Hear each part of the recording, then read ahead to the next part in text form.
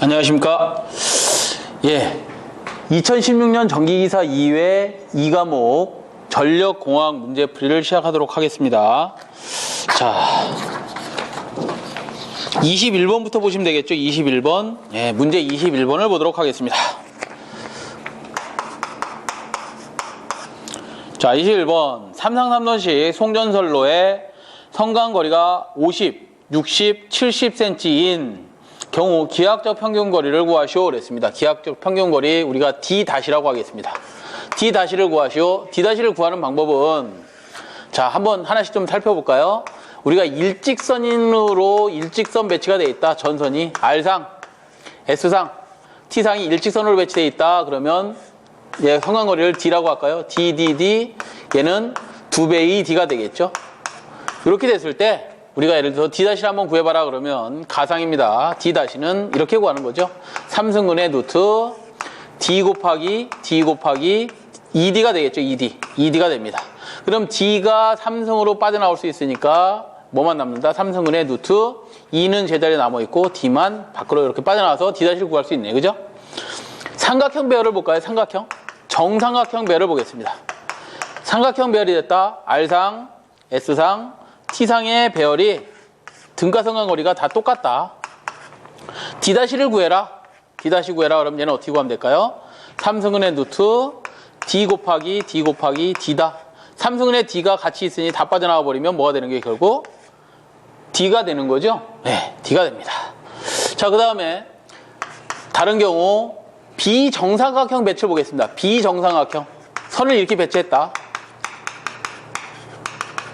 그랬을 때에 D-를 구해봐라 그러면 이런 거죠. 어떻게 구했냐? R상, S상, T상이 이렇게 돼 있다. 이렇게 돼 있을 때 얘를 1번 도체, 2번 도체, 3번 도체라고 할까요? 이랬을 때에 D-를 구해라 그러면 얘를 D12, 얘를 D23, 얘의 간격을 D31이라고 한다면 D-는 이렇게 구하면 되겠죠. 여기서는 3승근의 루트 D12 곱하기 D23 곱하기 D31으로 구하시면 D-를 구할 수 있다. 자, 우리 문제로 돌아가셔서 삼상삼선식에서 성전선로의 등가성간거리, 성간거리가 각각 50, 60, 70이다. 비정각각형이네, 그죠? 50, 60, 70 이렇게 돼 있으니까. 인 경우 기하학적 평균거리를 구하시오. 그러면 D-는 어떤 공식? 이 공식으로 푸시면 되겠네, 그죠? 그러면 3승근의 루트 D12가 몇 cm요? 12라고 표현 안 되어 있습니다만 50cm 곱하기 60cm 곱하기 70cm로 되어 있네요. 이렇게 계산하시면 얘가 얼마 나온다? 계산기 잘 누르시면 59.4cm가 나온다. 그래서 답이 2번이 되겠습니다. 2번. 자, 꼭 좀 알아두셔야 되는 거고요. 자, 이걸 알아야 나중에 우리가 어떤 거 구할 때 작용 전유형 구하시오. 그럼 로그 10을 밑으로 하는 R분의 D에서 이 D- 들어가는 거 얘를 표현에다가 넣을 수 있다 이 말이에요. 그죠? 그 다음에 0.0, 2413 이렇게 넣을 수 있다. L값도 마찬가지고요. 자, 그 다음에 문제 22번을 보겠습니다. 22번. 송전계통에서 자동제폐로의 방식의 장점이 아닌 것은 그랬는데 자동제폐로가 뭐냐? 전원단이 있고 부하단이 있습니다. 부하가 있어요. 부하를 쓰고 있는데 중간에 고장이 발생을 했어요. 그럼 송전단 측에서 시비를 열어야 되는가 아니면 얘를 고장을 제거해야 되나 어떻게 해야 되나 시비를 오프해야 되는지를 결정하는 놈이 누구다? 여기에 제폐로 계전기가 들어가 있습니다. 제폐로 계전기. 제폐로 계전기가 얘를 동작시키는 겁니다. 이 제폐로 계전기가 고장이 발생을 하면 이렇게 동작을 합니다. 처음에 선로를 오프시켜 봅니다. 오프시켰다가 T초 후에 얘를 크로스 시켜 봅니다. 고장이 제거됐는지 안 됐는지. 크로스 시켰다가 고장이 아직도 지속되고 있다 그러면 다시 오픈을 시킵니다. 그랬다가 또 어느 T초 후에 얘를 다시 뭐한다? 크로스 시켜봤는데 고장이 완전히 없어졌다 그러면 그냥 운전을 하는 것이고 얘가 그래도 고장이 지속되어 있다 그러면 오픈을 시키고 차단기를 오프 시켜버립니다. 오프. 이렇게 재폐로, 개방해봤다가 폐로했다 하는 방법을 우리가 재폐로라고 하는데 그 재폐로 계전기에 대한 장점이 아닌 것을 차지합니다. 첫 번째, 신뢰도가 향상된다. 자, 고장이 발생됐는데 이 재폐로 계전기가 없다면 시비를 그냥 확 열을 것이다. 그러면 공급에 대한 부하 측에서 봤을 때 전원이 공급되는 그 신뢰도가 떨어질 겁니다. 그래서 그 신뢰도를 향상시키기 위해서 재폐로 계전기를 설치했다. 맞고요. 두 번째, 공급 지장 시간의 단축. 자, 만약에 12만 있다 그러면 완전히 열어버리면 이거를 우리가 다시 공급하는데 시간이 오래 걸릴 겁니다. 그렇지만 제페로 계정기는 이런 과정을 거치기 때문에 2번도 맞다. 3번, 보호 계정 방식이 단순화된 게 아니라 이번엔 좀 복잡해진 거죠. 그래서 답이 3번이 됩니다. 답이 3번이 되겠네요. 복잡해졌죠? 조금 복잡해졌습니다. 자, 그 다음에 문제 23번을 보도록 하겠습니다. 23번. 수력발전소에서 흡출관을 사용하는 목적이 뭐냐 그랬는데, 흡출관이 뭐냐? 흡출관이라는 건 이런 겁니다. 우리가 낙차가 높은 데서는, 낙차가 아주 큰 데서는 이 흡출관이 필요가 없는데, 낙차가 낮은 지역이 있습니다. 낙차가 낮은 곳, 우리나라 남한강 수계가 전부 다 낙차가 낮은 곳이에요. 낙차가 낮은 곳, 이런 곳에서 흡출관이 필요합니다. 무슨 소리냐? 이렇게 댐을 막았습니다. 댐을 막고 여기다가 빨대 꽂아서 어떻게 하죠? 조합수조라는 걸 두고 이렇게 낙차를 이용해서 터빈을 돌려줍니다. 터빈이 뭐예요? 날개죠. 날개를 돌려주고 그 터빈 축에다가 발전기를 이렇게 앉혀놨습니다. 자, 물이 뚝 떨어지면서 터빈을 돌리고 그 물이 얼리 빠져나가야 되겠어요?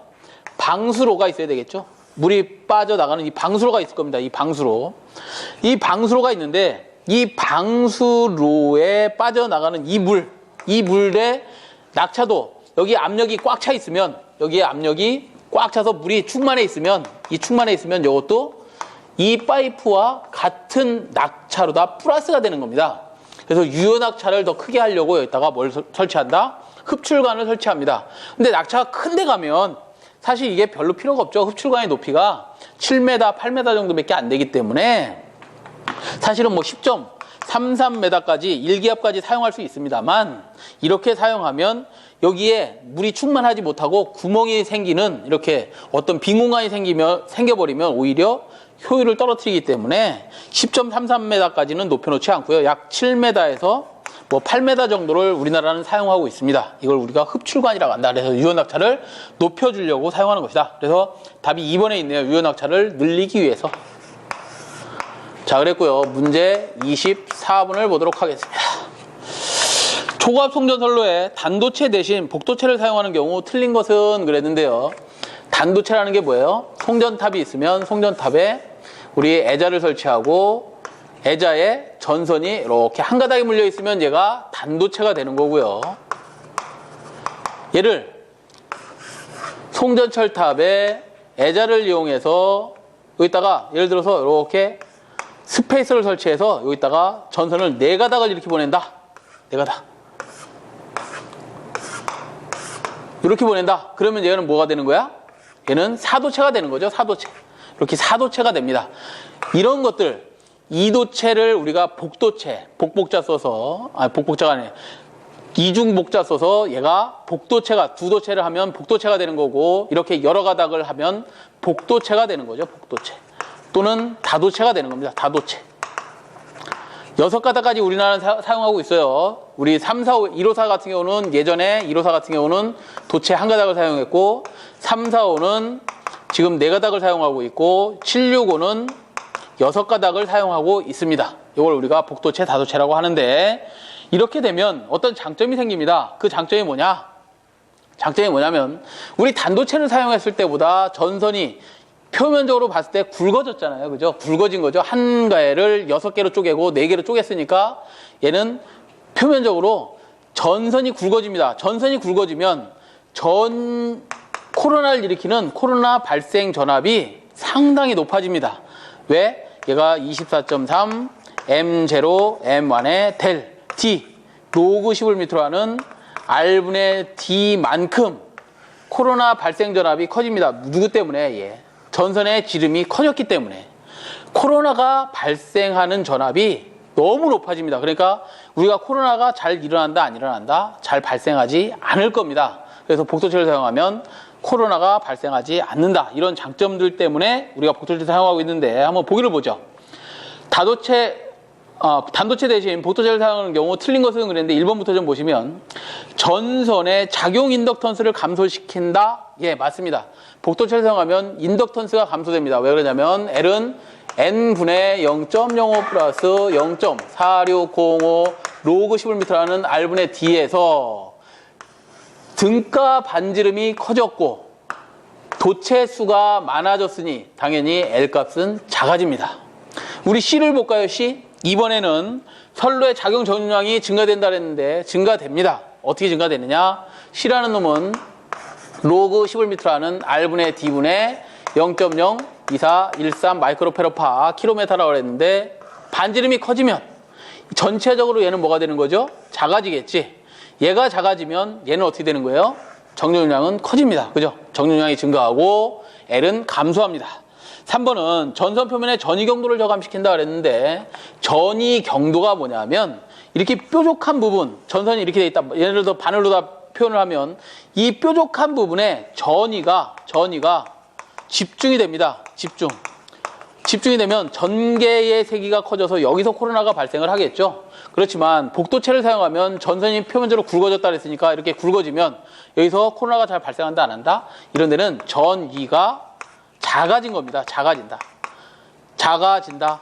전개의 세기가 어떻게 됐다? 전개의 세기가 작아진 겁니다. 전개의 세기가 작아지고 전위 경도가 작아집니다.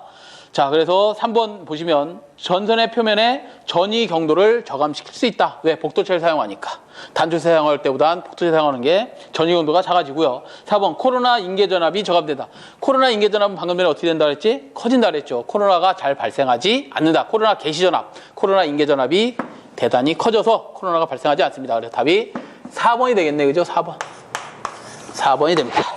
자, 다음 25번을 좀 보겠습니다. 25번. 자, 25번은 초고압용 차단기에 개폐 저항기를 사용하는 주된 이유가 뭐냐 그랬는데 우리 개폐할 때 뭐 생긴다 그랬죠? 개방하고 폐로 하면 16년 전기기사 1회 문제풀이 해드리면서 개폐할 때 개폐 시에 이상전압이 발생한다 그랬잖아.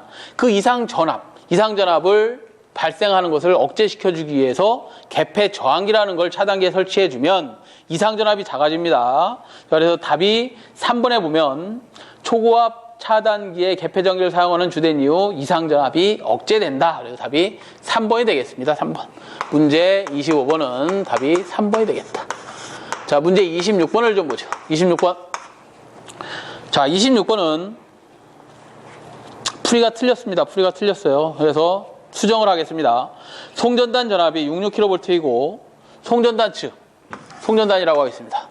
소스 측의 전압이 66kV이고 얘를 쭉 배전해줘서 우리 수용과 변압기까지 왔는데 이 변압기의 수전단 전압이 VR값, 미시브 측 전압이 62kV랍니다. 62kV.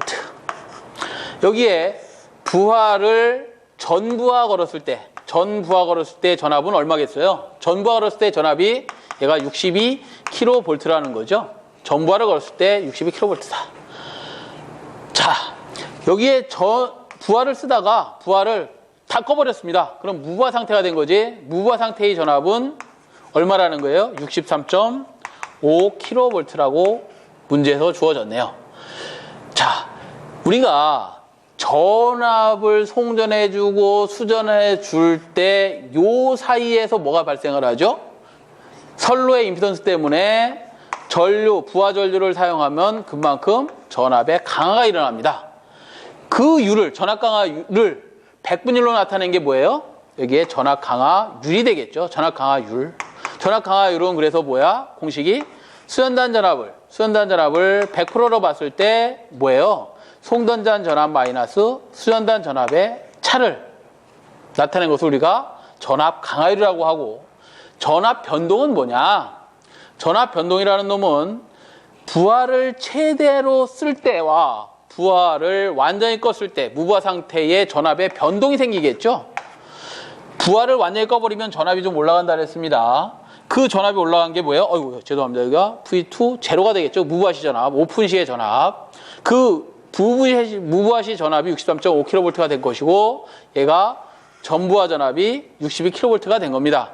그럼 전압 변동률을 구해라 그러면 100분율로 나타나는 거니까 누가 기준이 돼야 돼? 전부하 전압이 기준이 됩니다. 전부하 전압을 100으로 봤을 때 무부하 전압 마이너스 전부하 전압의 차를 배분율로 나타낸 게 저기에 전압 변동률이고요. 얘는 전압 무슨 율이다? 강하율이다. 예구하라 그랬으니까 당연히 얘는 공식이 어떻게 된다? 60 몇 분의 2kV 분의 66kV 마이너스 62 곱하기 100%가 돼야 된다. 그래서 답이 4번이 돼야 됩니다. 4번. 우리 답을 수정합니다. 2번이 아니라 답이 4번이 돼야 된다. 자, 그 다음에 문제 27번을 보도록 하겠습니다. 문제 27번. 이상전압에 대한 방어가 아닌 것은 그랬는데 이상전압에 대한 방어가 아닌 것은 우리 철탑을 예를 좀 들어보겠습니다.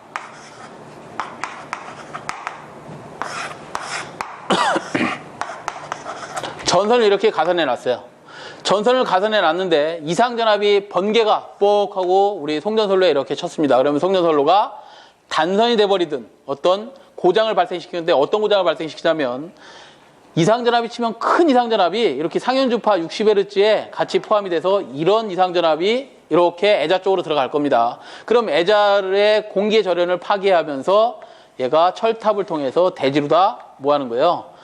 방유해버리겠죠. 방전해버리겠죠. 방전하니까 같이 전류가 딸려나가는 거 아니에요? 그죠? 방전을 할 겁니다. 자, 이것을 어떻게든 막아야 되겠죠. 왜냐하면 상형주파 60Hz도 얘가 도전로가 형성이 됐기 때문에 같이 딸려서 이렇게 나갑니다. 60Hz도. 그럼 얘가 지락고장이 되는 거예요. 일선 지락고장이 발생을 했습니다. 그걸 방지를 하려면 어떻게 되느냐? 내가 직접 여기에 치지 못하게 뭘 설치한다? 송전선로 또는 배전선로 맨 꼭대기에 가공지선을 설치해야 됩니다. 가공지선. 그러면 선로가 보호될 거죠. 이상전압으로부터. 또는 얘를 철탑을 여기에 내가 쳤을 때 철탑을 접지해 놨는데 이 접지저항값이 상당히 작아야 이상전압이 치고 들어왔을 때 저항값이 낮으니까 대지로 빠져버릴 텐데 저항값이 만약에 예를 들어서 높다. 그러면 전압이 빠지면서 전류가 같이 딸려 나온다 그랬는데 그 전류가 대지로 다 방전을 못해요. R하고 반비례하니까. 그래서 다시 거꾸로 겨울 나갑니다. 거꾸로 겨울 나가서 어디를 치는 거야? 이렇게 선로를 거꾸로 섬락을 시켜버립니다. 이것을 우리가 역플래시오버라 그래서 역섬락이라고 하는데 이 역섬락이 발생되면 선로에 이상전압이 또 생기는 거잖아요. 그죠? 그래서 철탑을 뭐 해야 된다? 접지해야 된다. 접지하는데 이 철탑들이 야산에 있고 저 산꼭대에 있다 보니까 접지 저항이 좋지 않은 흙으로 다 덮여 있습니다. 그래서 얘를 접지장을 낮춰주기 위해서 여기다가 지선을 깝니다. 매설지선이라고 합니다. 매설지선을 넓게 포설시켜서 이렇게 이상전압에 대체하고 있고요. 그 다음에 이상전압이 발생을 하면 선로와의 거리에 여기다 뭐 달면 돼? 피레기를 설치하면 되겠지. 피레기를 설치합니다. 피레기. LA를 설치하면 뭐가 되겠어요? 당연히 이상전압이 제거될 겁니다. 우리 구내로 들어와서 수용가다 그러면 이상전압으로부터 보호할 수 있는 게 뭐예요? 피레기뿐만 아니라 SA, 서지 흡수기를 달아주면 서지를 제거해주는 흡수기를 달아주면 피레기와 거의 동등한 역할을 하는데 이 SA를 달아주면 차단기를 온오프할 때 생기는 이상전압도 누가 제거해준다? SA가 제거해줄 수 있다. 이런 것들이 뭐가 된다? 이상전압 억제 대책이 되는 겁니다. 자, 그래서 27번은 이상전압에 대한 방호장치가 아닌 것은 그랬는데 방호장치가 아닌 거 1번 피레기 맞고요. 2번 가공지선, 3번 서지 흡수기, 3번에 방전코일은 답이 될 수 없다. 방전코일은 나중에 콘덴서 보호용으로 사용합니다. 그래서 3번이 답이 되겠고요. 그 다음에 28번을 보시면 28번은 154kV 송전선로의 전압을 3, 4, 5로 승합하고 같은 손실률의 밑줄, 같은 손실로 송전한다면 송전 전력은 승합 전에 약 몇 배가 되겠는가 그랬는데 손실률을 우리가 K 또는 H로 표시하면 손실률은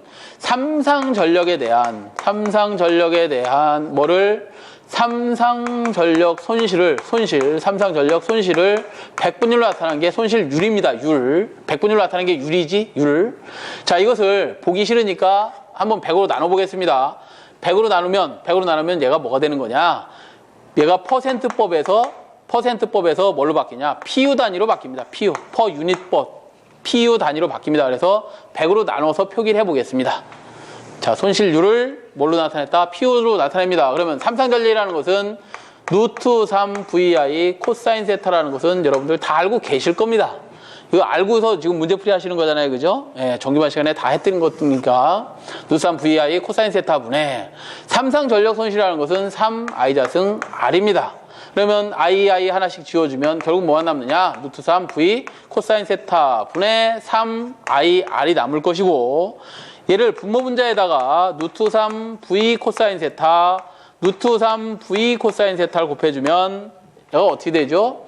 루트 3 V I 코사인 세타가 결국 삼상 전력이잖아요. 그죠? 그럼 이렇게 표현할 수 있겠네. 3 P에 R만 남네요. 분자는.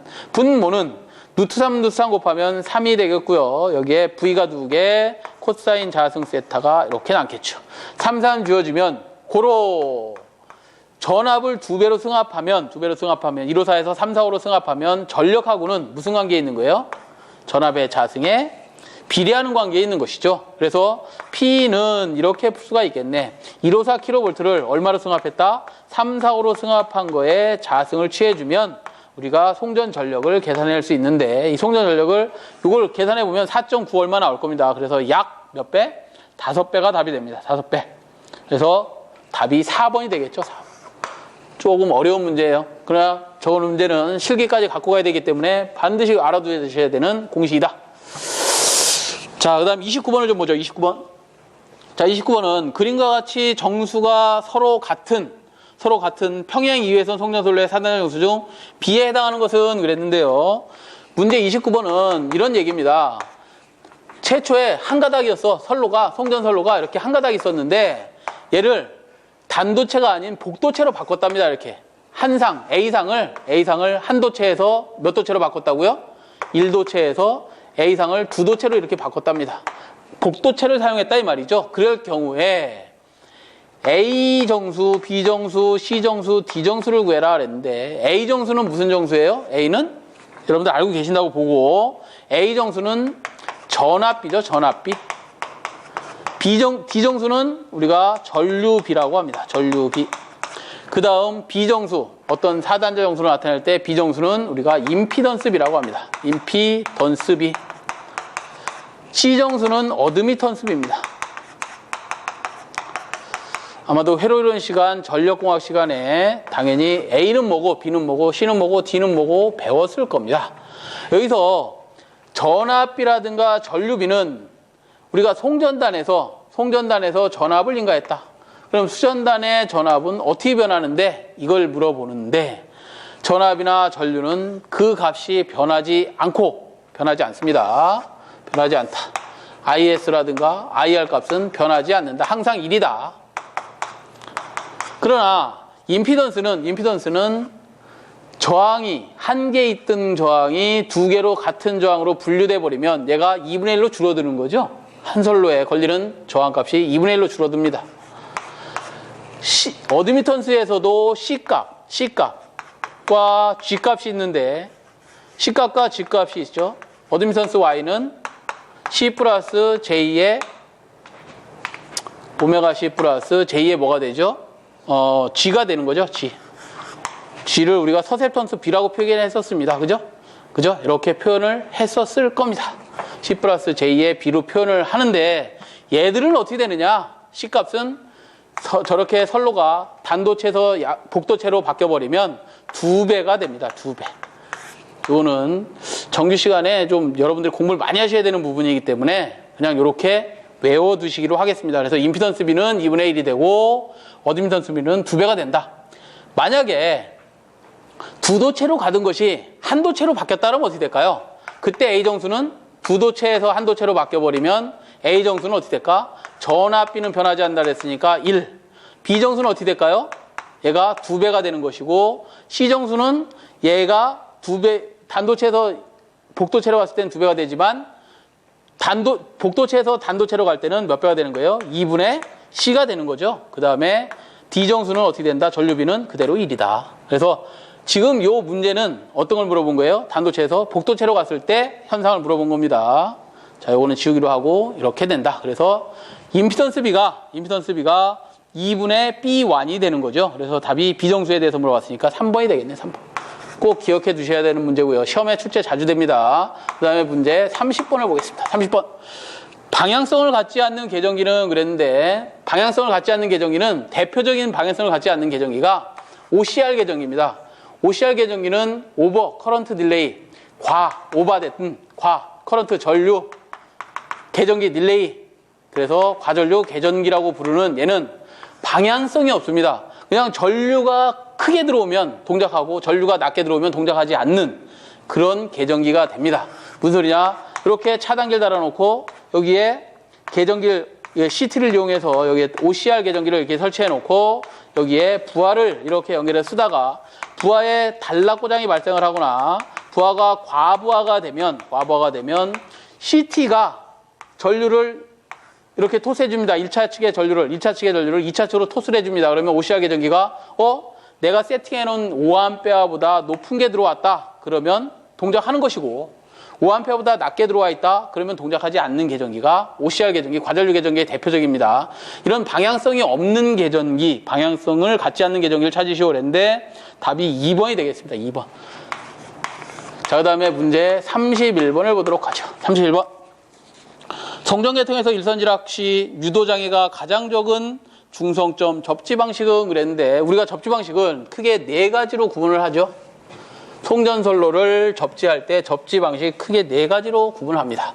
직접 Y결선의 변압기가 Y결선의 직접 접지 방식, 변압기 Y결선의 저항체를 단 저항 접지 방식, 델타 결선 방식, 접지 방식이 없죠. 이건 비접지 방식이지. 그 다음에 Y결선에 여기다 소리액터를 단 소리액터 접지 방식이 이렇게 있습니다.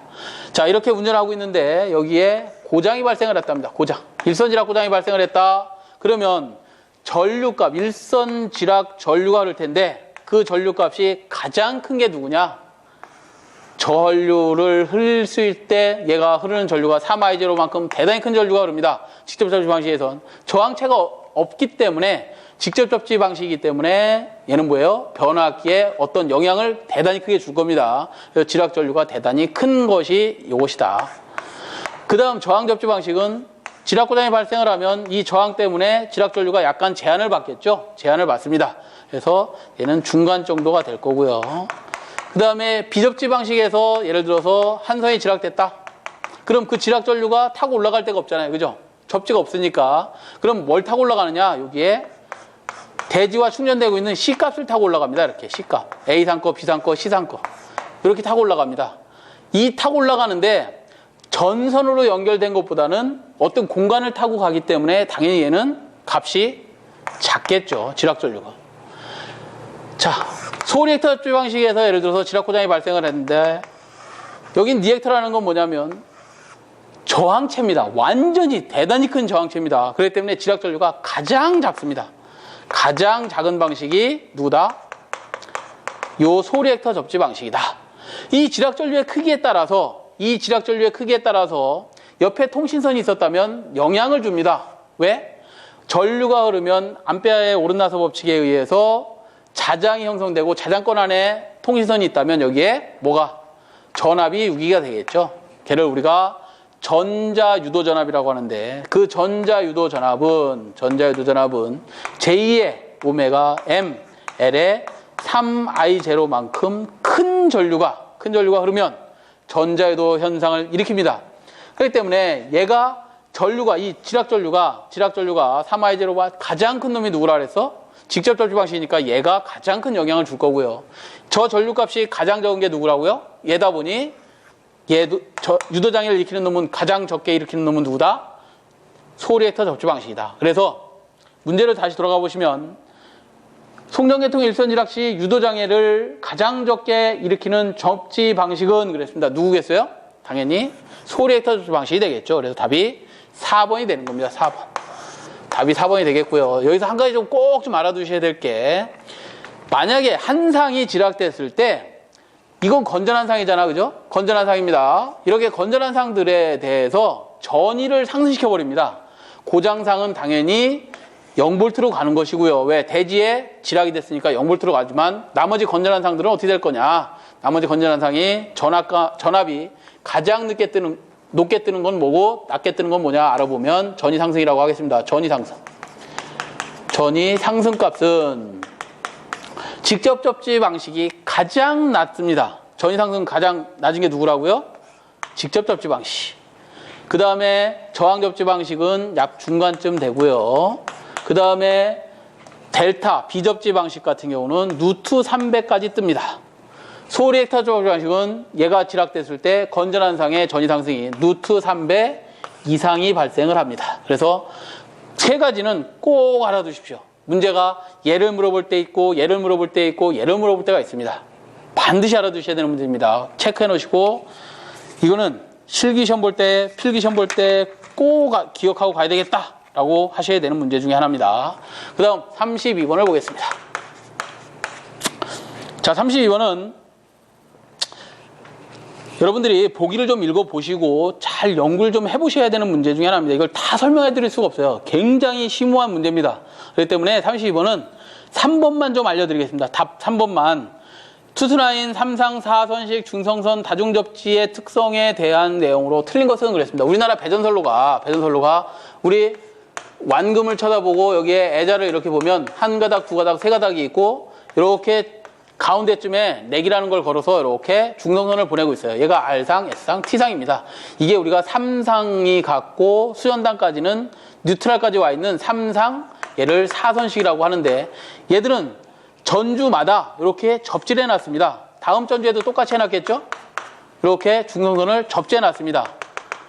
그렇죠? 이 다음 전주도 똑같이 해놨습니다. 이걸 우리가 3상 4선식 그래서 다중접지라고 합니다.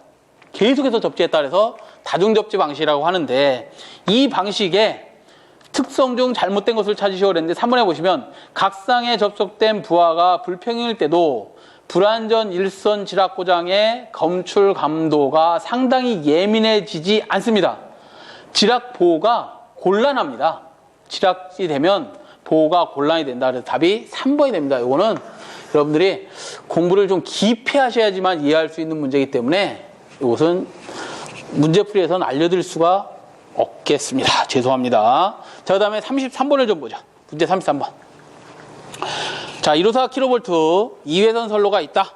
선로 길이가 240km이고 선로의 작용 정전 용량이 0.02 마이크로페로파 킬로미터라고 할 때 이것을 자기 여자를 일으키지 않고 충전하기 위해서는 최소한 몇 MVA 이상의 발전기를 이용해야 되는가 그랬는데요.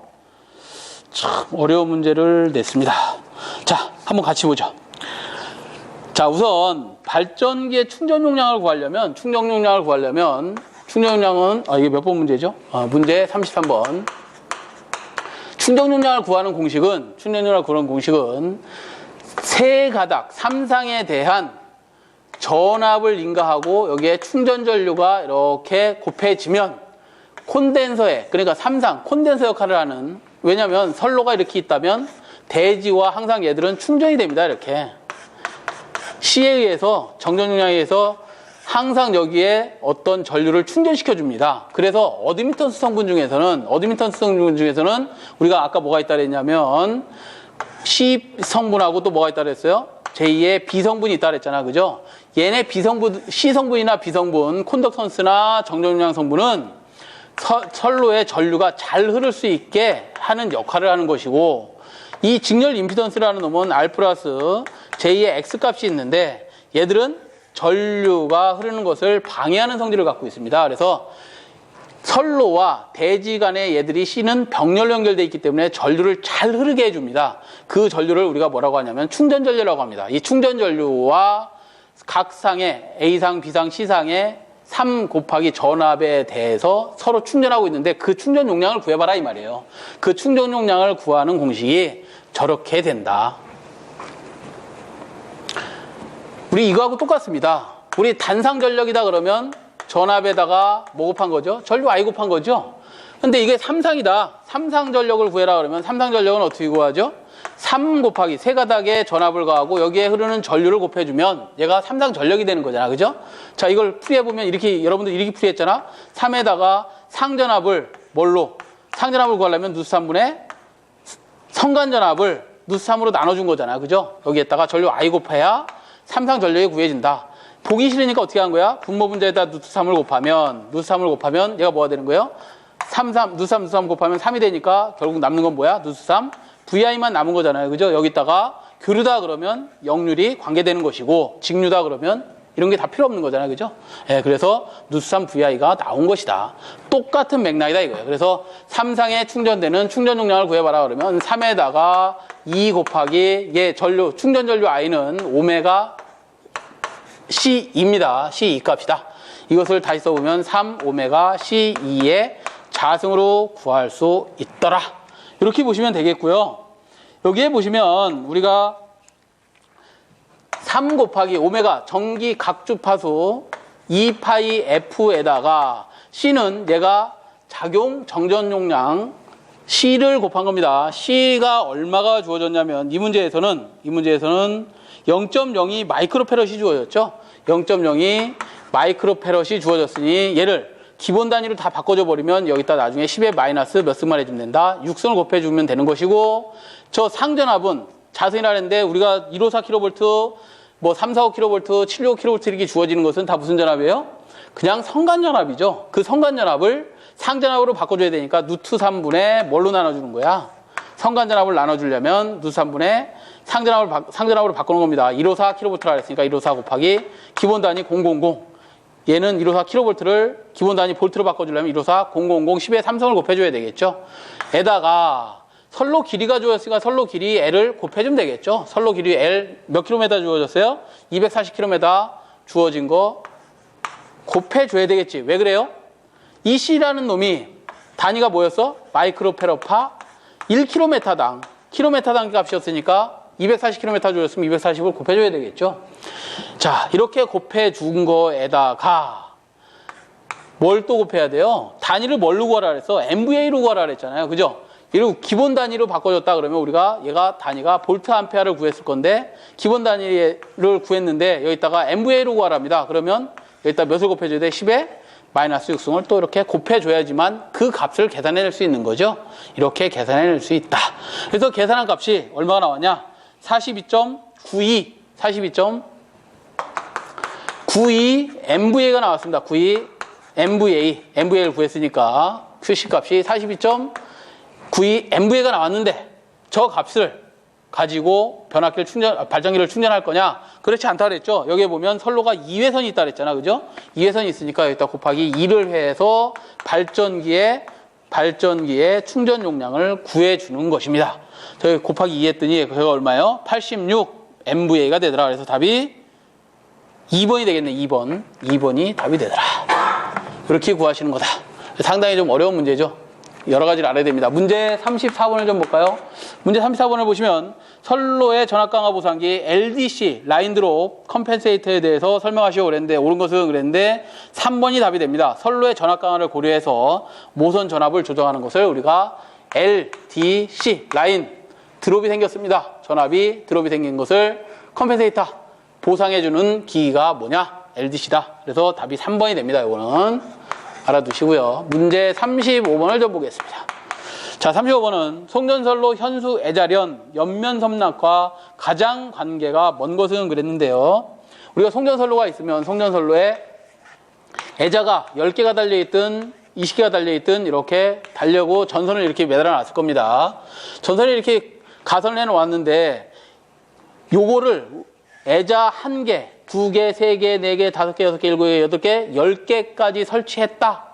그 10개를 무슨 년이라고 한다? 1년이라고 합니다. 1년이라고 합니다. 그래서 여기 애자련 1년, 옆면 섬낙과 관장 관계가 먼 것은 그랬는데 섬낙이 뭐예요? 섬낙? 아까도 이상전압이 발생을 하면 여기에 이상전압이 공기의 절연을 파괴하면서 이렇게 섬낙을 일으키잖아요. 그죠? 도전호를 형성하고 그 섬낙, 절연을 깨버렸다. 이 절연 깨는 것을 우리가 섬낙이라고 하는데 이 섬낙과 관계가 먼 것은 그랬는데 댐퍼입니다. 4번. 1번 댐퍼. 댐퍼는 어디에 설치하는 거냐면 여기에 이렇게 송전선로에 보면 갯벽다리처럼 이런 게 달려 있습니다. 이게 뭐냐?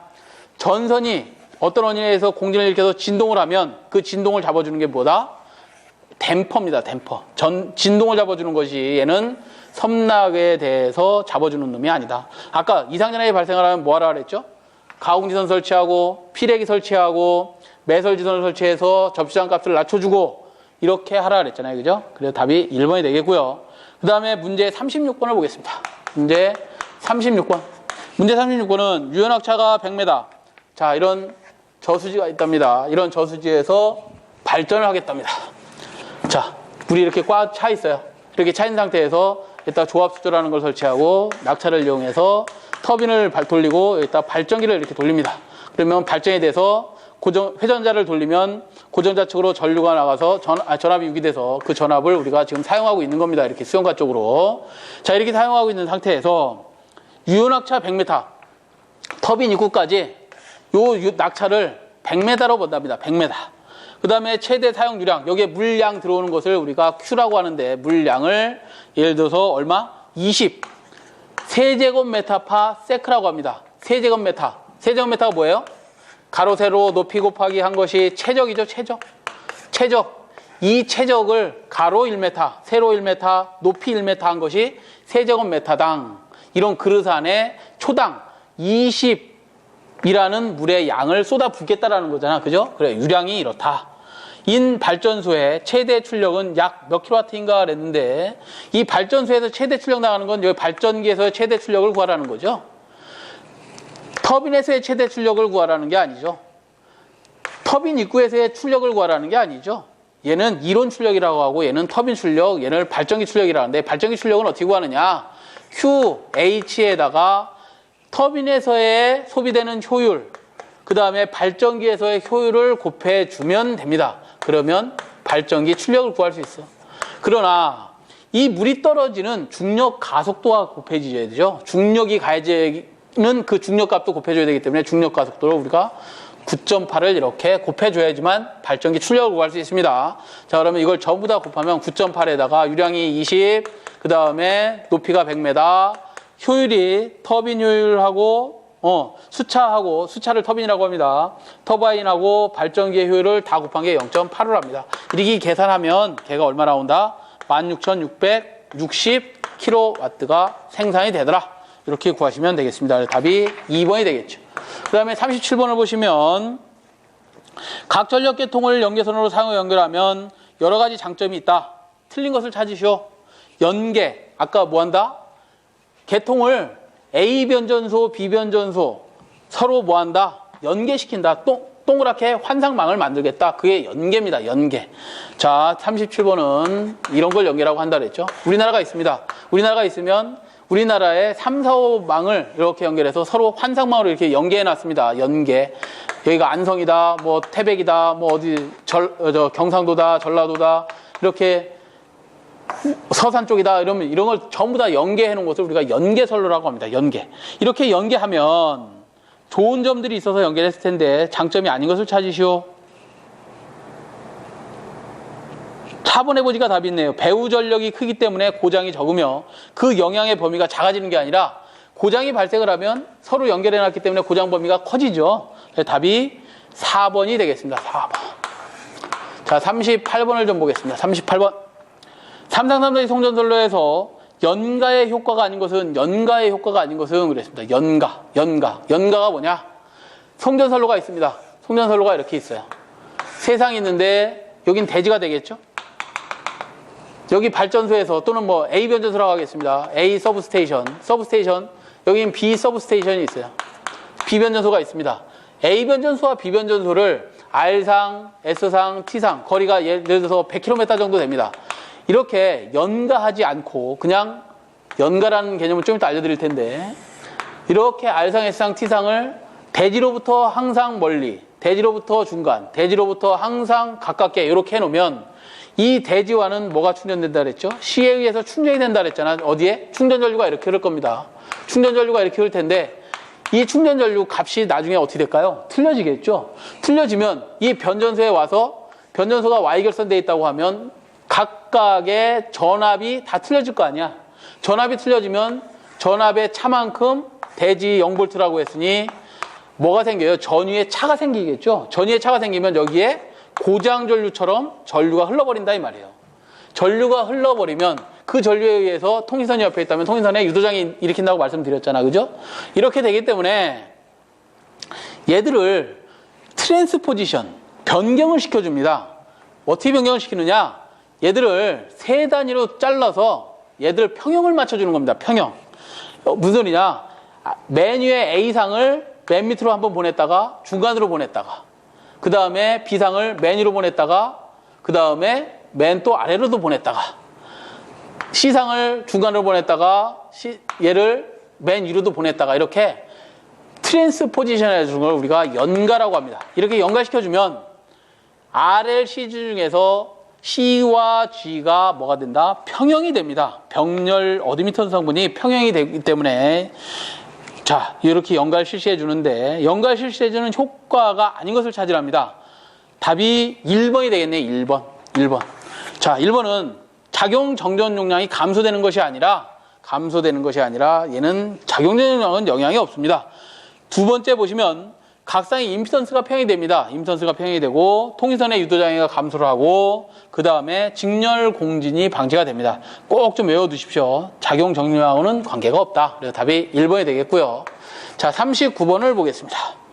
39번은 각 수용가의 수용설비 용량이 20, 100, 80, 60, 150kW이며 각각 수용률이 0.6, 0.6, 0.5, 0.5, 0.4일 때 부등률이 1.3이라면 변압기 용량을 계산하시오 그랬는데 변압기 용량 산출하는 방법은 이런 겁니다. 변압기가 한 대 있고 여기에 수용가가 하나, 둘, 셋, 넷, 5개 정도 있다면 얘가 예를 들어서 10kW를 사용하고 있었다. 근데 10kW를 다 사용하는 게 아니라 진짜 수용하고 있는 것은 예를 들어서 0.3%다. 그러면 여기에 수용률은 몇 프로가 되는 거야? 30%가 되고 얘 용량은 몇만 계산해 주면 돼? 3kW만 계산해 주면 되겠죠?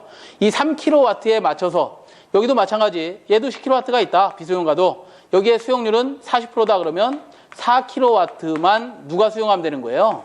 변압기가 수용하면 되겠지? 그래서 변압기 용량을 결정하는 방법이다. 그래서 변압기 용량을 결정하는 방법은 우리 부등률 분해 각 수용가 최대 전력을 합한 값으로 나눠주면 얘 당연히 킬로와트고 이렇게 나눠주면 되는 것이고 여기에 그 합성한 최대 전력이 걸릴 겁니다. 합성한 최대 전력이 걸리는데 얘 최대 전력은 우리가 부하 사용량은 킬로와트로 표기해 준다 그랬고 변압기 용량은 kVA로 표기하니 얘를 킬로와트를 kVA로 바꾸려면 뭘로 나눠줘야 돼요? 역률 코사인 세타로 나눠줘야 되겠죠. 자, 이렇게 계산해라 이 말이에요. 그래서 주어진 부등률이 얼마냐? 1.3으로 주어졌고 역률은 0.8로 주어졌습니다. 그 다음에 A 수용가, 맨 앞에 수용가가 50kW를 사용하는데 50kW에 대한 수용률이 얼마 주어졌어요? 0.6이 주어졌네, 그죠? 0.6이 주어졌네요? 네, 0.6 이렇게 플러스해라. 합하라 그랬으니까 각 수요 최대 전력의 합이라 그랬으니까 50 곱하기 0.6 플러스 그 다음에 얼마예요? 100 곱하기 얼마 주어졌어? 수용률이 0.6 플러스 그 다음 부하가 얼마? 80kW가 주어졌나요? 세 번째 부하는 80kW 곱하기 수용률은 얼마? 세 번째 수용률이 0.5 이렇게 다 더해라 이 말이에요. 이렇게 다 더해서 계산했더니 걔가 얼마? 211.54 kVA가 나오더라. 이런 의미를 가지고 있습니다. 그래서 답이 4번이 되겠고요. 39번은 4번이 됩니다. 계산기를 한 번씩 꼭꼭 눌러보셔야 됩니다. 계산기 누르는 것도 연습이다. 자, 그 다음 40번을 보시겠습니다. 40번, 문제 40번을 보시면 그림과 같은 주상변압 기차 측의 접지공사의 목적은 그랬는데요. 우리 우리 이렇게 좀 보죠. 설비를 배우신 분들은 특고압 계기용 변성기 외함 몇 종 접지하죠? 1종 접지하죠? 피레기도 몇 종 접지하지? 1종 접지하죠. 자, 다시 또 물어볼게요. 특고압을 저압으로 변성하는 변압기라든가 TR 2차 측은 몇 종 접지하죠? 제2종 접지하죠? 2종 접지를 해. 자, 무슨 소리냐? 이렇게 1차 측이 특고압이야. 2차 측이 저압이에요. 그럼 얘들이 혼촉이 됐어. 혼촉이 됐을 때, 혼촉이 되면 1차 측의 높은 전압, 아주 큰 전압이 2차 측으로 그대로 유기되는 거 아니에요? 그죠? 그럼 여기에 저압기기 달아놨는데 이 저압기기가 뭐가 되겠어요? 당연히 소선돼 버리겠지. 그걸 방지하기 위해서 여기다가 접지를 합니다. 얘가 몇 종 접지를 하는 거야? 2종 접지를 이렇게 한다는 거죠. 이 2종 접지 한 목적이 뭐냐 이거야. 목적이 뭐예요? 고저압 혼촉 시 저압 측의 전이 상승을 뭐 하려고? 방지하려고 이동접지하는 거죠. 그래서 답이 4번이 되겠습니다. 자, 이렇게 보시면 될 것 같고. 자, 여기까지 풀고요. 이제 또 전기기사 3회 문제풀이에서 또 뵙도록 하겠습니다. 수고하셨습니다.